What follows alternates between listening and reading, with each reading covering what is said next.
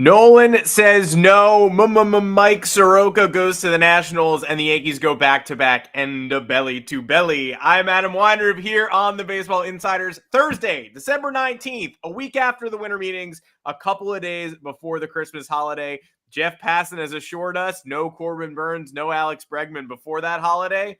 We shall see, but Robert Murray and I are here prepared to answer your questions, fill you in on what's happened since we last spoke, and get to the bottom of some of the latest rumblings in the rumor mill. Robert, thank you for joining me. Fansided's MLB insider Robert Murray, co-host on the show, as always, in his native Wisconsin. Robert, how you doing, dude? I'm great, man. I'm in Wisconsin. It took me 2 days and 26 hours to get to Wisconsin through car, but I made it here. Cooper is here as well. He is sound asleep upstairs, much like all of your GMs, so that's always good. But it feels good to be back. Feels good to be on the show. Got lots to talk about. And yeah, how you doing, Adam?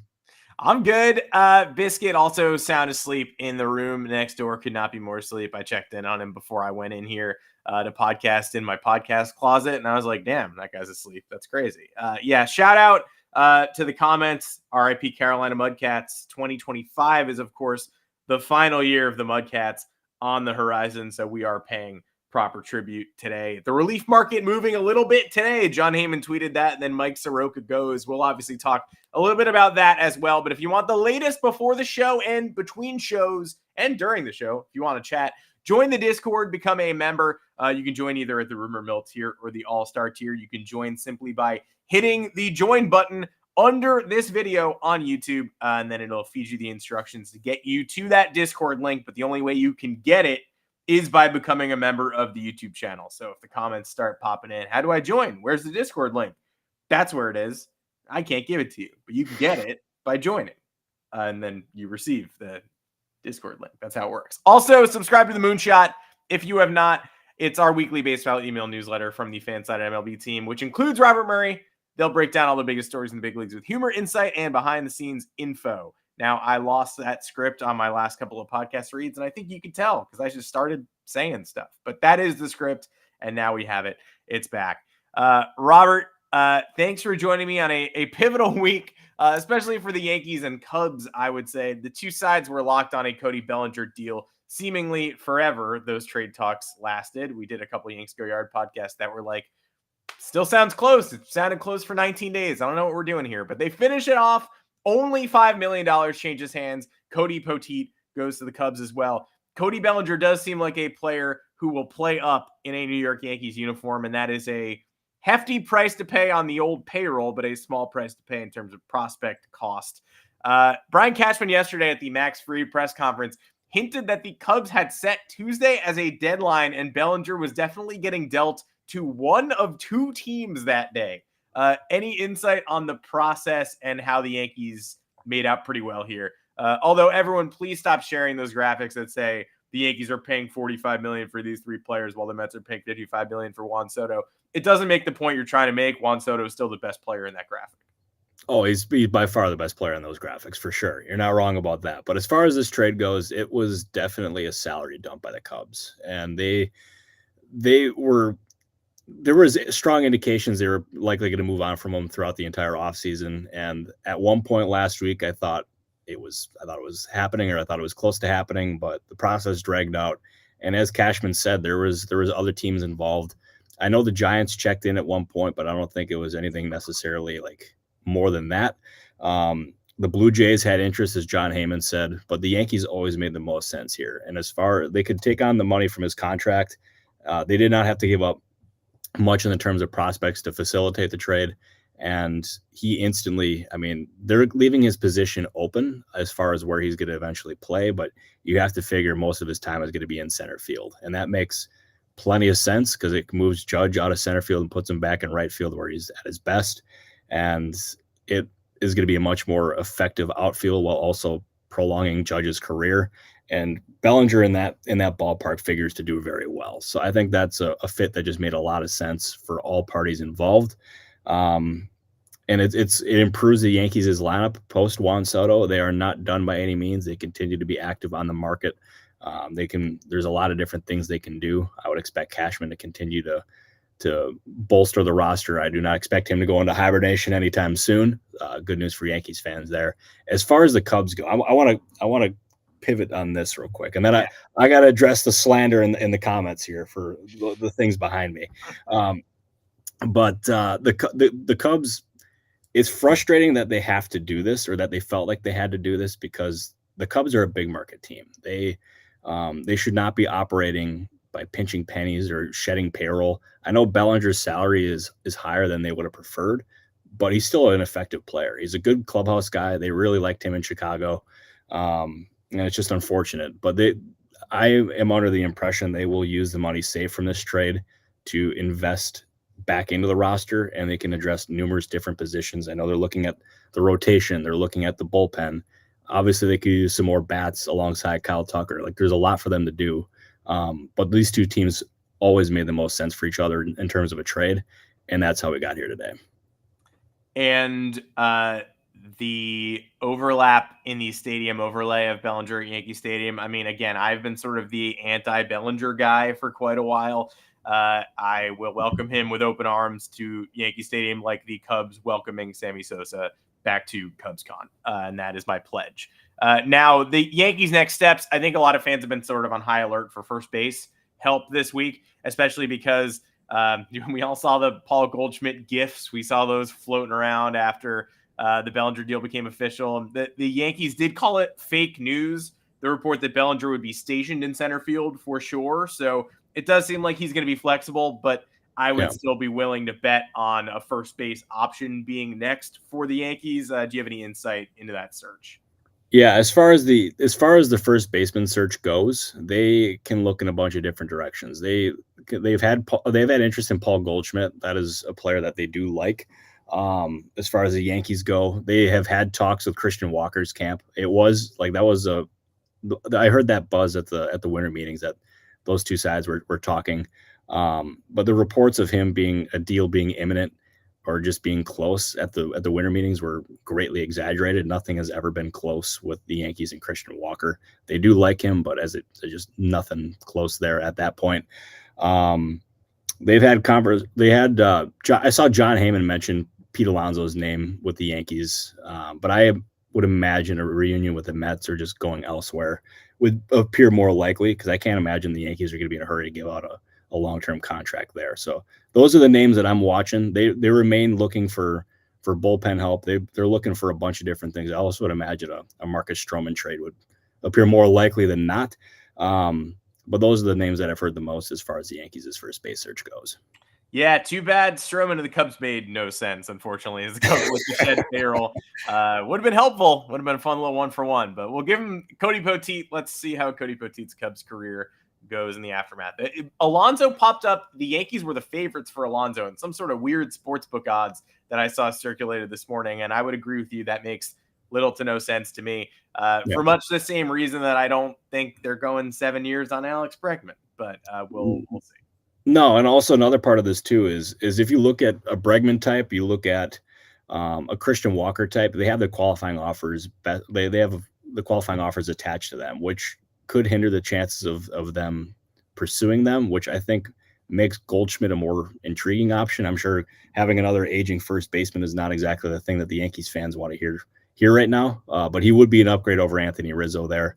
I think he'd be a really good addition. I think him being in New York in that ballpark would be a good thing for him. So we'll see. But yeah, they've got plenty of options to consider here. I'm a Goldschmidt fan for the Yankees, although I reserve judgment. If he has a 612 OPS on May 24th, I'll come on this podcast saying I was wrong and that guy sucks. But we'll see. We certainly will see. I think it's a nice fit if it does get finalized. A super chat from Canyon, who unfortunately wants me to make more TikToks and show Biscuit in those TikToks. I can do that. I can work on that. I can make that a stretch goal for 2025, especially as we come on the new year, try to become new people. I can obviously work on incorporating Biscuit more into those videos, but he wants us to talk about the Pirates, and I think plenty of our viewers do want us to talk about the Pirates. We did a Pirates-centric show on Monday, and at that point, the thought was, I wonder how much of that money gets reinvested in the roster. We even talked about Goldschmidt as a Pirates fit. So curious what Pittsburgh might be up to. And again, I know we've touched on this in recent shows, but the Jared Jones rumors, the Mitch Keller rumors, I think for Pirates fans' sake, that those guys are staying put, right? I would absolutely imagine they stay put. Like and as far as those rumors go, my understanding is it's more listening than it is shopping. And they're not shopping either player. They're listening, and in case they're blown away with an offer, I mean it doesn't hurt to listen. But I would fully anticipate them being Pirates going forward, unless something just drastically changes there. As far as what the remainder of their offseason looks like, they are continuing to like examine the market for bats. Offense was their big issue last year, and adding some reinforcements there would be a very wise move. I know before they acquired Spencer Horwitz, they did have conversations with the Guardians about Josh Naylor, but nothing ever came about there, obviously. But they're continuing to look for bats. I would expect them to add another bat, maybe two. But as I've said all offseason, they have very limited financial resources here. Like they do not have much room to operate. So that it's going to force Ben Cherington in that front office to, as I like to say, get creative. Because they can't go out and get a big name like a Goldschmidt or anything like that. I think those guys will be like out of their price range. Yes, very creative time to experiment with watercolors. Again, experiment with video editing. Maybe put Biscuit in your videos. Again, creativity, the name of the game. Whether you are me on TikTok or the Pirates front office for 2025. So we'll keep that in mind. Thank you for the super chat. Of course, priority responses go to our Discorders from the All-Star channel, but we're going to get to as many questions from there and from the comment section as we possibly can by end of show. We're going to head to the notebook and questions in a little bit. But Nolan Arenado, the name on everybody's lips, the non-Yankee trending breaking news from the most recent couple of days. Deal to the Astros got pretty close. I even saw enough rumors saying it was at the 1 yard line, but it was spiked there on his no trade list, so it makes sense. Rumors out there that they're willing to revisit this later in the offseason. I guess if Arenado believes in the Astros' later moves, or if the Astros still have interest after they continue building their roster, they could circle back. But that just sounds like pleasantries to me, because most of the Astros' future plans involve filling third base, either with Arenado or Alex Bregman. So I'm not sure why you'd circle back after the Astros fleshed out the roster a little more. But thoughts on the Arenado situation, and does this open the door for a Bregman return, or does this insult Bregman because they were willing to pay $60 million of Arenado's deal but can't get to 7 years for him? No, it's a great question. And as far as this goes, the Cardinals have made it clear that they think an Arenado trade is likely. And there is other teams interested besides the Astros. Derek Gould ended up listing a few teams, I believe, earlier today that were interested in Arenado. So it's not just the Houston Astros here by any means, but it would seemingly eliminate one of the options here for Arenado. And as far as where the Astros go from here, like Bregman is still sitting out there, he's unsigned. But if here's where I'm thinking right now is, if the Astros were optimistic about retaining Alex Bregman, why would they go out and get or try to get Nolan Arenado? To me, I mean, that's just me reading the tea leaves. Reading the tea leaves is what we do, but their actions would seem to indicate that they are not that they're not close to retaining Bregman. So they're exploring other options. Maybe the fact that they try to go out and get Arenado makes them move, or makes Bregman shake a little bit and makes it. But I don't know. I have not heard anything there to suggest that's happening. But now that Arenado is turned down a trade to Houston, maybe he changes his mind. But now that he's turned it down, they're gonna have to go out and evaluate some other options. And I'm not sure exactly what options they're considering at this point. But Bregman's still out there, so who knows? But he was their number one priority this offseason, but they just have not lined up on money yet. And they are considering options to make him shake. So clearly they're on separate pages at this point in time. We'll have to keep you posted on whether or not Bregman starts shaking over the holidays. Rumor from Jeff Passan, as mentioned earlier, is that Bregman and Burns both won't get done until sometime after Christmas. So enjoy your cocoa and your nog, and we'll go live when we do have information there, but it looks like nothing imminent. We'll see if the Arenado spike changes, spiked like my delicious eggnog, changes the proceedings at all. Additionally, circling back to the Cubs a little bit, it seems like Bruce Levine reported this, I believe, we were close, or we felt like we were getting close on a Jesus Luzardo trade. And it felt like something we were going to discuss on this show as breaking in the Cubs' direction. And the deal appears to have fallen apart, broken entirely. Any insight into this process or thoughts on potential pivots for Chicago? Yeah, this was one that was put on my radar about 5 or 6 days ago. And the Cubs had been doing homework on Luzardo. They really, really, really liked him. They still like him. But as Bruce said, like, the talks have stalled. I don't necessarily know if they're going to end up picking up or where things stand as of this point, but he was somebody who was of strong interest to the Cubs. And if you look at it, it's a tricky one here, because obviously he's signed for the next couple of years. He is, when healthy, one of the best left-handed pitchers in the game, but he struggled with health recently. He missed a lot of time last year with a stress fracture, I believe, or a stress reaction in his back last year. And he's had a hard time staying healthy. And who knows exactly if that was the holdup or if they just didn't line up on prospects or anything. But with Luzardo now put to the side, I would firmly expect the Cubs to continue evaluating the starting pitching market. They are, I believe, adamant about adding another starting pitcher. They want to add a reliever. And there's still some very good relief options out there. And the thing is, with those guys lingering, is that they can possibly get those guys for a good value, because you have Estevez, you have Tanner Scott, Jeff Hoffman, although he's getting interest as a starting pitcher. And there's numerous different options that are out there. So there's no shortage of options for the Cubs to consider here. And with the money saved from that Bellinger trade, I firmly expect them to use all of that, or most of it, to put it back into the roster. Every reliever getting interest as a starter this offseason, not just Jeff Hoffman. Mike Soroka is officially going to go into Nats camp as a starter as well. This broke just a couple of minutes before this show began. So that's the de rigueur thing. Clay Holmes, let's see how can you do 6 innings, Clay Holmes. We'll see what you got. Starting pitching price at a premium. Might as well take your 7th inning guy and see if you could stretch him out again. And we'll see what the Cubs are able to get done as the market moves.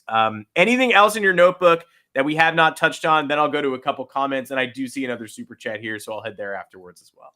Yeah, the one thing I wanted to touch on was Mike Soroka going to the Washington Nationals. And as I reported, he is going to be a starting pitcher there. He signed for $9 million. He had a very strong market. And the one thing that was pointed out to me throughout this entire process is that I want to make sure I get this right. Is he was using when he was a starting pitcher for the White Sox, he was using the arsenal that they made him use. And he had some really poor numbers with the White Sox as a starting pitcher. Then he eventually got moved to the bullpen, and they allowed him to use the arsenal that he wanted. And specifically, his 4-seamer, which is his real effective pitch. It has rise on it.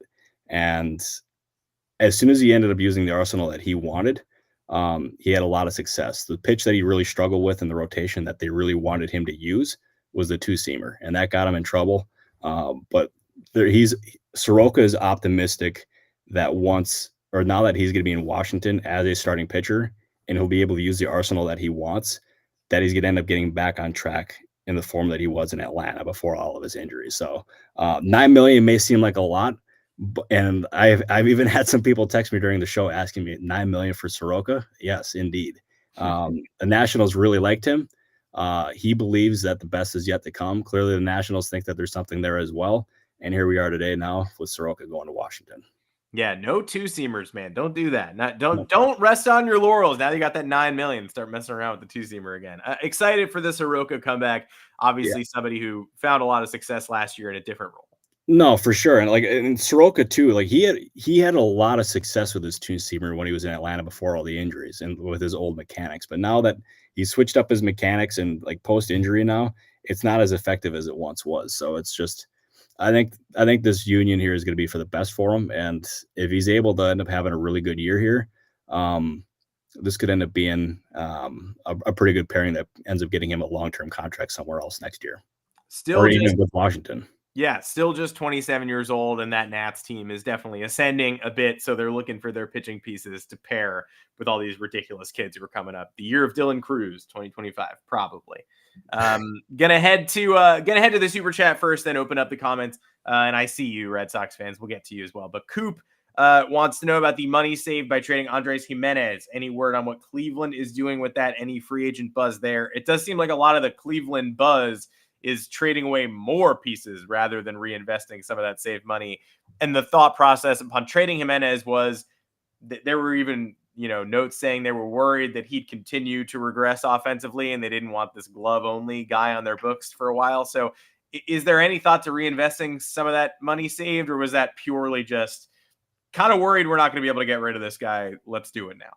Yeah, I think they ended up they moved on from Jimenez. And if he ended up struggling next or this year, they would have had a real hard time possibly moving him. So I think they were just getting ahead of it and they wanted to maximize the return there. So I understood the logic there. And if you watch shows even once the Guardians were eliminated from the postseason last year, and even some of these shows this offseason, I've been pretty adamant that they should add a power bat to that lineup because they need some power there.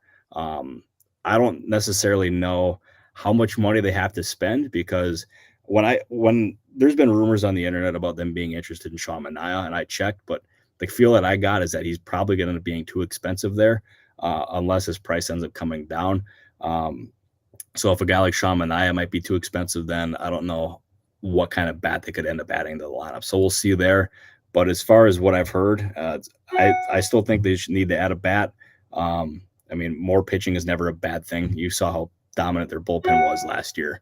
But they've continued to have conversations with other teams about Josh Naylor. As I mentioned, the Pirates were one of those before the Horowitz trade. We saw John Morosi today write about the Mariners having conversations there. And that makes sense because the Mariners need about as much offense as any team in baseball.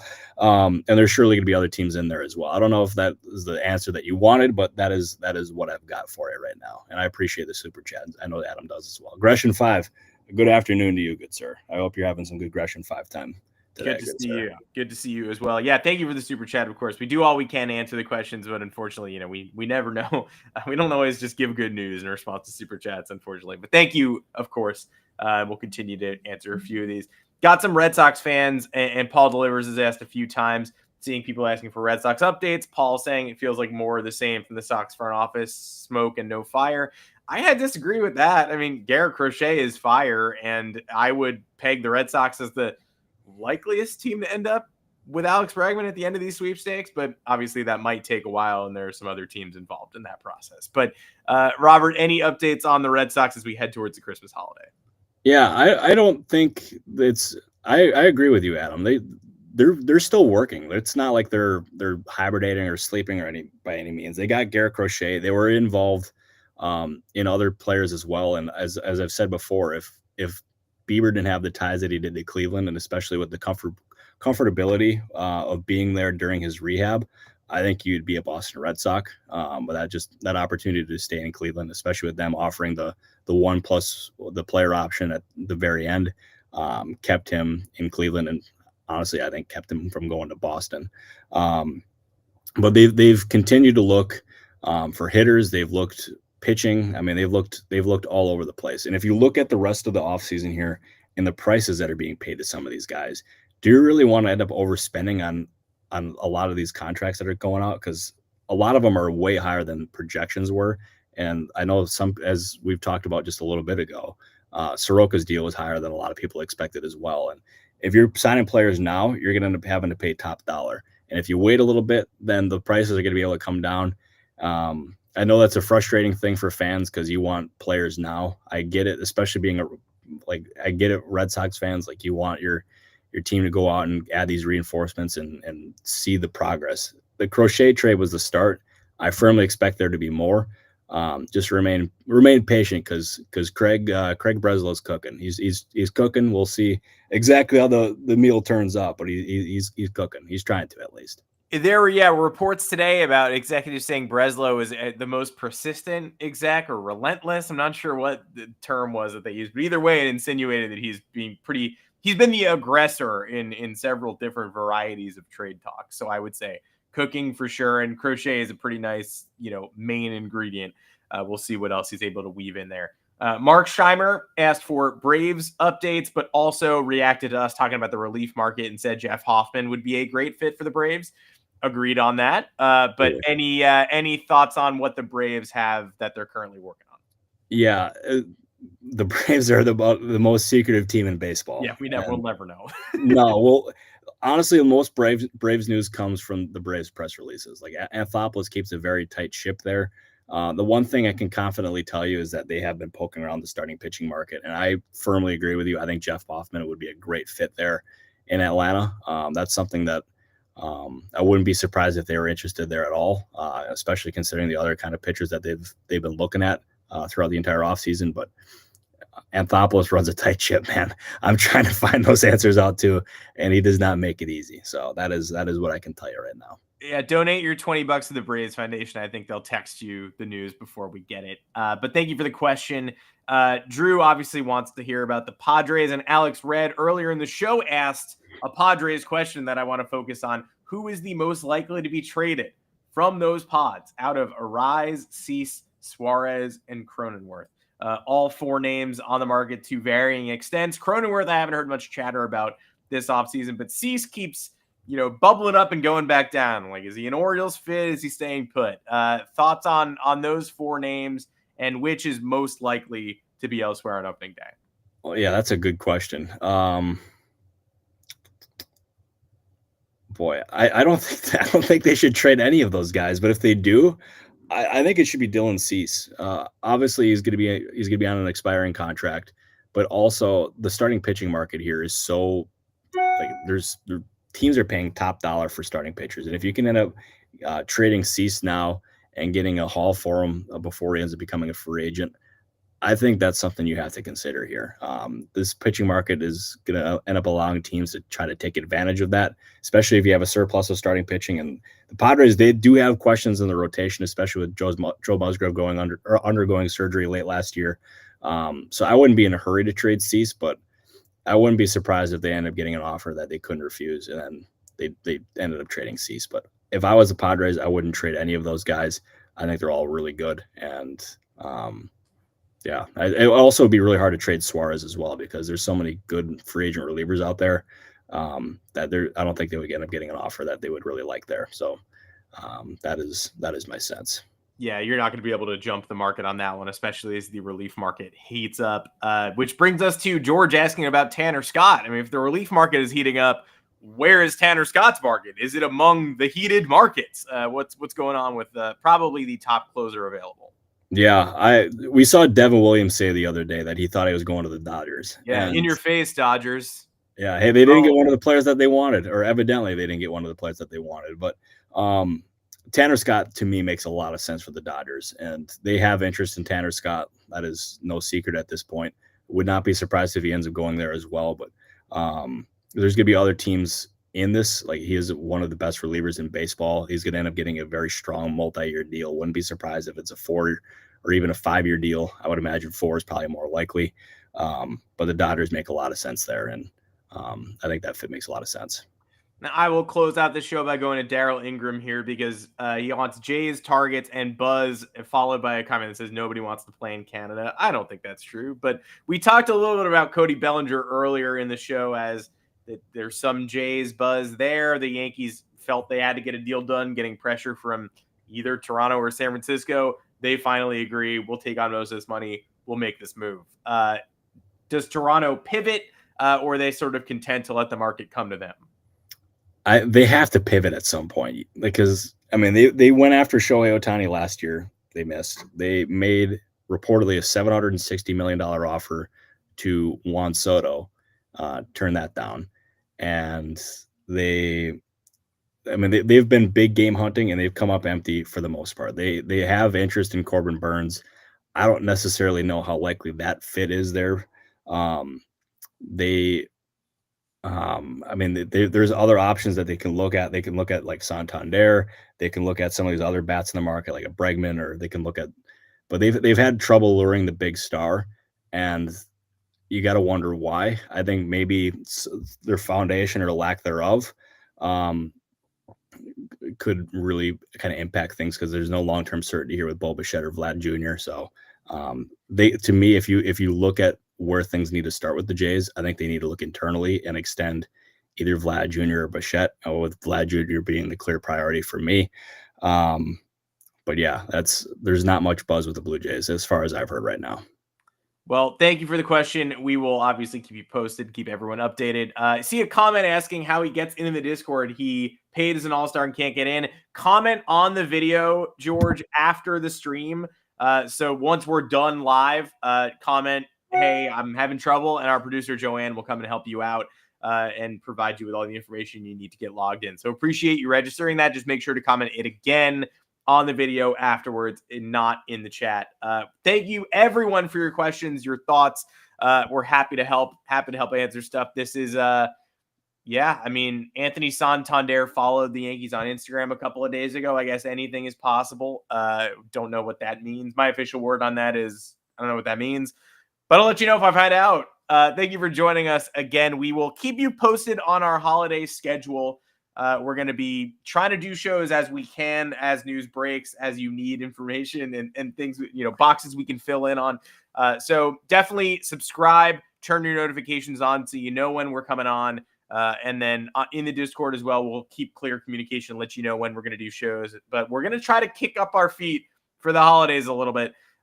We're both running around a lot. Like Alex Bregman and Corbin Burns, we're not going to get anything done until after Christmas, I don't think. So keep us posted. Check in with us in the Discord. We will answer questions. Happy holidays to everybody.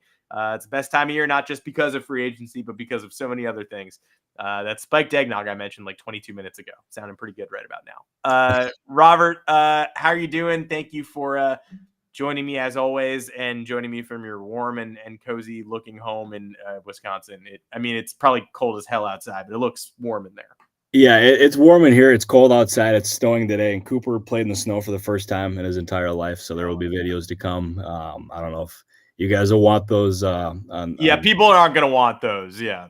Yeah, no, but no, it's a good time. But yeah, it feels good to be in Wisconsin. I do have to address this 49ers stuff down there. Mm-hmm. That's my dad's stuff. He is a diehard 49ers fan. I will never switch ship here from the Philadelphia Eagles. So I got to put that slander away. I could never be a Niners fan. Go Birds all the way. But yeah, no, any comment suggesting that I'm a Niners fan will not be tolerated, and the authorities will be in touch. So, but yeah, thank you, Adam. I appreciate you. Everyone who tuned in, I appreciate you. Joanne, our lovely producer, we appreciate you. Adam, you're the man. You are the man. Yeah, what the commenters don't know is that we know your location and can send the authorities to your home if need be.